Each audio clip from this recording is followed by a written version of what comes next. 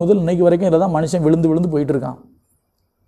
தேவ பிள்ளைகளே, தேவனால் பிறந்தது உலகத்தை ஜெயிக்கும். உங்கள் விசுவாசமே உலகத்தை ஜெயிக்கிற ஜெயம்.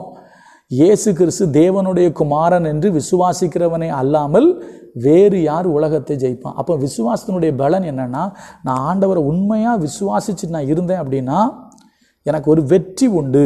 ஒருவேளை நீங்கள் கேட்கலாம், அப்போ ஏன் தாவீது மாட்டினாரு, ஏன் சாலமோன் இத்தனை பண்ணாரு, ஏன் சிம்சன் இப்படி பண்ணாரு?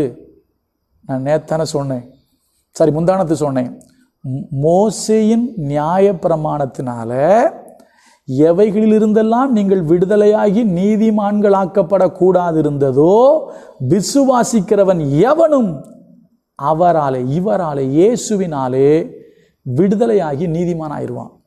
அப்போ இதையெல்லாம் ஜெயிக்கிறதுக்கு எனக்கு ஒரு பலன் கர்த்தர் தர்றார் விசுவாசிக்கிறதுனால. ஏன்னா மாம்சம் பலவீனம் உள்ளது தான், மனுஷன்தான், ஈர்ப்பு இருக்க தான் செய்யும். ஆனால் அவராலே, அவரை விசுவாசிக்கிறதுனால என்னால் ஜெயிக்க முடியும். புரியுதா? அவரை விசுவாசிக்கிறதுனால தான் ஜெயிக்க முடியும். என் சுயபலத்தில் ஜெயிக்க முடியாது. அவரை விசுவாசிக்கிறதுனால கண்களின் இச்சையை ஜெயிக்க முடியும், மாம்ச இச்சையை ஜெயிக்க முடியும். எவ்வளோதான் உயர்வு வந்தாலும் புகழ் மேலே நமக்கு என்ன வராது? ஆசை வராது. சில பேருக்குனா புகழ், பேர் புகழ், சில பேர் அதை விரும்புவாங்க. ஃபாதர் ஐயா ரொம்ப அழகாக பாடுறாங்க,